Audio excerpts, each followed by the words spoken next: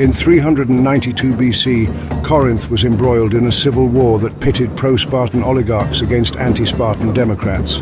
The Democrats emerged victorious, forcing the pro-Spartan faction into exile. These exiles, seeking to regain power, formed an alliance with Spartan forces in the region and seized control of Lechaeum, the strategic port of Corinth, situated on the Corinthian Gulf. They successfully defended the port against multiple attacks launched by the Democrats, who were supported by Theban and Argive forces.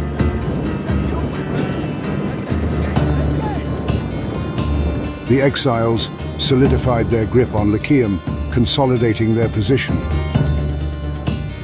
Recognizing the significance of the situation, the Athenians dispatched a force led by Iphicrates, a skilled commander renowned for his expertise in leading peltasts, a type of light infantry. The Athenian presence aimed to bolster the defense of Corinth against the pro-Spartan exiles and their Spartan allies.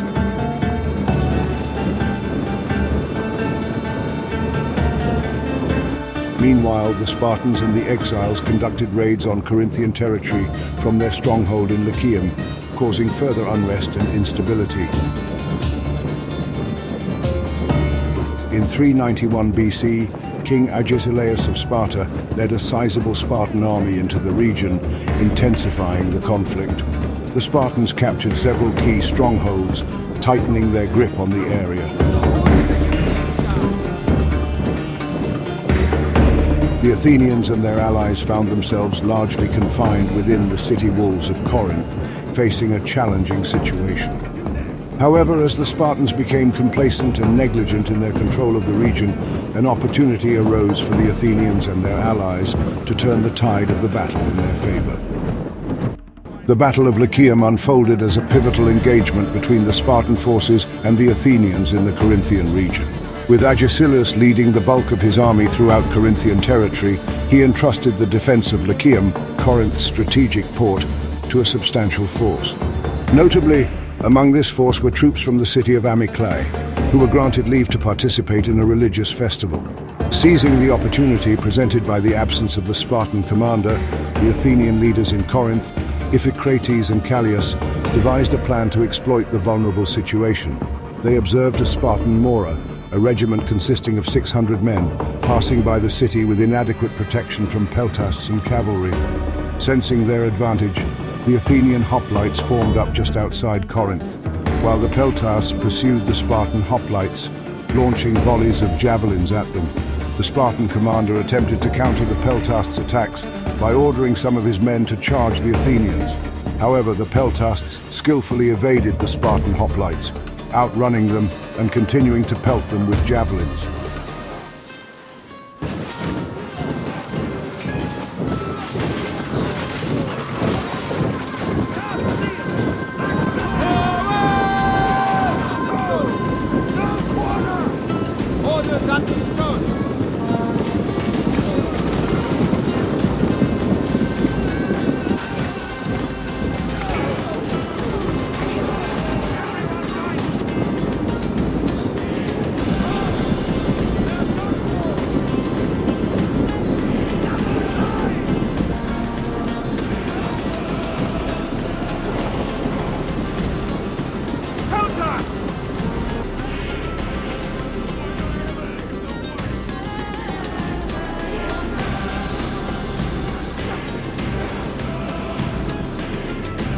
As the Spartans turned to rejoin their unit, the peltasts persisted in their pursuit, inflicting casualties upon them.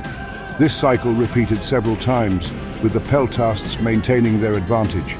Even when a group of Spartan cavalry arrived on the scene, the Spartan commander made the peculiar decision to have them keep pace with the hoplites rather than quickly engage the fleeing peltasts.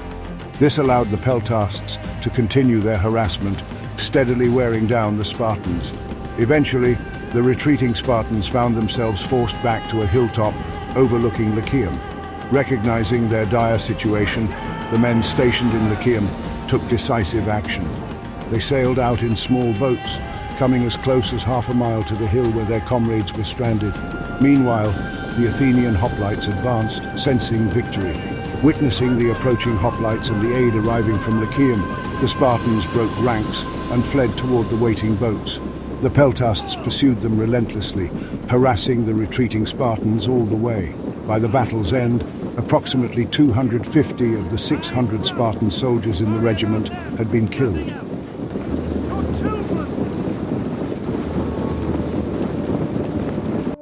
In the aftermath of the Battle of Lechaeum, the news of the Spartan defeat reverberated throughout Greece, leaving Agesilaus, the Spartan king, in a state of profound shock. Hastening back to Sparta, he had to grapple with the unexpected setback. Meanwhile, Iphicrates, the skilled Athenian commander, seized the opportunity to turn the tide of the conflict in favor of Athens. With Agesilaus absent, Iphicrates swiftly implemented a strategic counter-offensive. He launched successful raids against Spartan allies and skillfully recaptured 3 forts that had been previously seized by the Spartans near Corinth. These decisive actions weakened Spartan control in the region, bolstering the confidence of the Athenians and their allies. While the Spartans and their oligarchic allies managed to maintain their hold on Lechaeum, they were compelled to scale back their operations around Corinth. The Battle of Lechaeum served as a turning point, effectively putting an end to major fighting in the region. However, the consequences of the Corinthian War extended far beyond the immediate aftermath of the battle. Following the signing of the peace agreement, Persia and Sparta, as the architects of the settlement, capitalized on their gains. Persia, liberated from Athenian and Spartan interference, consolidated its control over the eastern Aegean, extending its reach by seizing Egypt and Cyprus. Meanwhile, Sparta, emboldened by its newly established position of power, exploited the autonomy clause of the peace agreement to dismantle potential threats to its dominance. Disloyal allies faced severe consequences, as exemplified by the partitioning of Mantinea into 5 separate villages.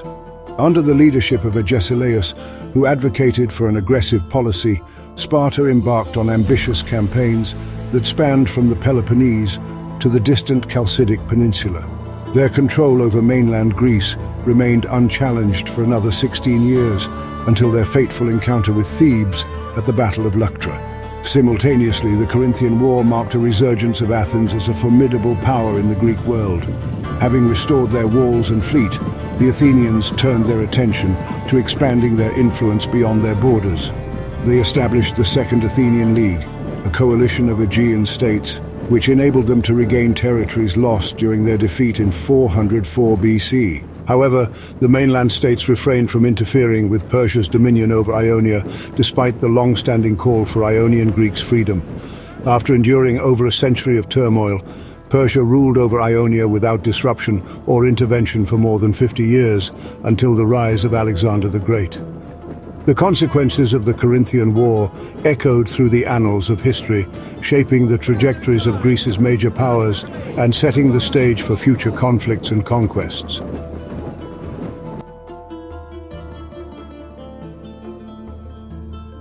On this channel, we are putting together narrative historical cinematic battles.